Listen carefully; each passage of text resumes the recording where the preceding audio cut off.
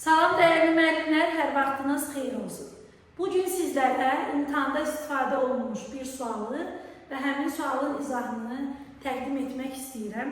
Ümumiyyətlə, bu tipdə suallarda bir neçə variant uyğun gəlir, amma biz ən uyğun cavabı seçməliyik. Bir də sizə bir ipucu verin. Bu tipdə suallardan qorxmayın, məntiqlə düzgün cavabı axtarmağa çalışın və suala diqqətlə baxın ki, cavab variantını seçə biləsiniz.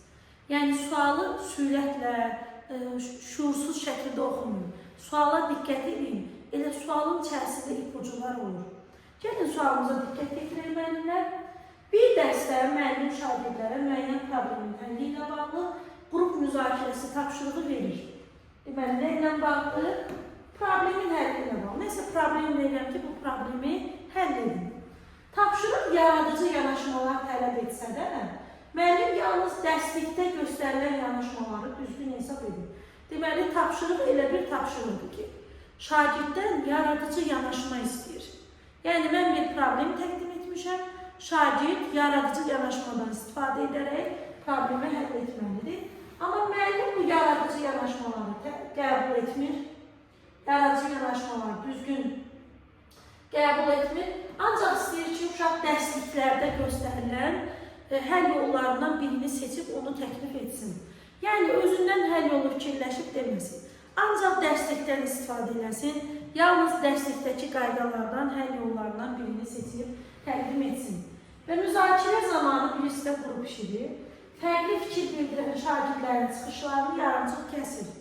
Yəni, şagirdin biri problemlə bağlı nəsə bir həll yolu təklif edir və bu zaman müəllim onun sözünü kəsir, qəbul etmək istəmir, ancaq öz beynində nəsə tutur ki, dərslikdə falan həll yolu var, qoy onu desin.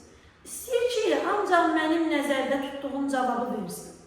Şagirdin fərqli fikrini qəbul etmək istəmir, ancaq öz beynində tutduğu cavabı eşitmək istəyir. Hansı ki, həmin cavabda yaradıcılıq tələb etmir, dərslikdə olan həll yolu. Amma sual. Tapşırıq yaradıcı yanaşma tələb edən tapşırıq idi. Və uşaq öz fikrini deyəndə sözünü kəsir, deyir ki, sən səhv istiqamətə gedirsən, sən yanlış istiqamətdəsən. Deyir, bu situasiyada müəllimin fəaliyyəti haqqında hansı fikri söyləmək olar? Ümumiyyətlə, müəllimlər, variantlara keçməmişdən əvvəl fikirləşin. Müəllim düz edir, yoxsa səhv edir? Əlbəttə ki, müəllim səhv edir. Bax, deyir ki, problem yaradıcı yanaşma tələb edir. Amma müəllim uşaqlara imkan vermir ki, onların yaradıcı təfəkkürü inkişaf eləsin. Ancaq elə deyir, kitabda nə var onu deyir. Sanki əzbərçiliyə meyillidir müəllim. Uşağın fərqli fikirlərini qəbul etmir və bu düzgün yanaşma deyil. Biz bunu düzgün yanaşma hesab etmirik. Keçir variantlara. Müəllim şagird mərkəzli dərs keçmir. Düzdür. Çünki şagird mərkəzli dərs nədir? Şagirdlərin söz azadlığı var, təfəkkürü inkişaf edir, fərqli düşüncələrinə hörmətlə yanaşılır. Deməli, müəllim şagird mərkəzli dərs keçmir fikri düzgün fikirdir. Çünki müəllim şagirdlərin fərqli yanaşmalarını qəbul etmək istəmir. Bu hissə düz gəlir. Sonrasına baxaq, öyrətməkdən daha çox sinif daxili nizam-intizamı qorumaq və dərsdə qaydalara riayət etməyi təmin etməyə meyillidir. Amma bu hissəsi düz gəlmir. Niyə düz gəlmir? Çünki bu dərsdə nizam-intizam pozuntusu yoxdur axı. Desəydi ki, uşaqlar hamısı birdən danışır, desəydi ki, dərsdə qeyri-işgüzar səs-küy var, müəllim nizam-intizam yaradır, onda bu variantı seçərdi. Burada, bu situasiyada nizam-intizam problemi olmadığı üçün A variantını biz düzgün cavab kimi seçirik. B variantına baxaq, nə deyir? Müəllim şagird mərkəzli dərs keçməyə meyillidir, deyir. Bu səhvdir. Şagird mərkəzli dərs odur ki, şagird burada şagird azad fikirlərini söylüyor, müəllim də ona hörmətlə yanaşır, şagirdin təfəkkürü inkişaf etdirilir, şagirdlər fərqli fikirlərini ortaya qoyur. Amma burada axı elə situasiya yoxdur, müəllim elə deyir ki, mən beynimdə nə tutmuşam onu deyir. Sənin öz şəxsi yaradıcı fikrin mənə maraqlı deyil. Ona görə müəllimlər heç bu variantı davamlı oxumaq lazım deyil. Çünki burada şagird mərkəzli dərslə söhbət gedə bilməz. Müəllim mərkəzli dərs keçməyə meyillidir. Bu hissəsi düz gəlir. Çünki müəllim mərkəzli dərs nədir? Müəllim mərkəzlidir. Yəni, əsas mənəm, Mən hansı strategiyanı deyirəmsə, sən də o strategiya ilə keçməlisən, getməlisən. Mən beynimdə hansı cavabı tutmuşamsa, sən də o cavabı verməlisən. Yəni, əsas mənəm də, şagirdlərin, yəni əsas müəllimdir. Şagirdlərin şəxsi fikirləri, söz azadlığı, daha azad şəkildə fəaliyyəti önəmli deyil. Əsas odur ki, monoloji təlim olsun, əsas müəllim danışsın, müəllim hazır bilikləri ötürsün, hazır mənbələrdən istifadə olunsun. Daha çox budur müəllim mərkəzli dərs. Ona görə birinci hissə düz gəlir. Şagirdlərin yaradıcı düşüncələrini nəzərə alınır. Bu da düz gəlir. Bax, yaradıcı düşüncələrini nəzərə alınır. Doğrudan da tapşırıq yaradıcı yanaşma tələb eləsə də, müəllim fərqli fikir bildirən şagirdlərin çıxışlarını kəsir. Bu hissədə burada sübut olunduğu üçün bu da düzdür və təlim prosesini inteqrasiya edilir, bu da düzdür. Deməli, düzgün cavaba bənzəyir, amma yenə də tələsməyir. Çünki müəllimlər imtahanda da baxırsan ki, bu cavab düzdür, əminəm, amma bir də baxırsan ki, sonraki cavab ondan da yaxşıdır. Düz cavabı oxşuyur, amma yenə də tələsməyək, sona qədər oxuyaq. Müəllim mərkəzli dərs keçir, bu hissə düzdür. Həm təlimdə vahid nəticəyə çatmaq, həm şagirdlərin fərqli səviyyələrinə uyğun məqsədlər müəyyənləşdirməyə çalışır.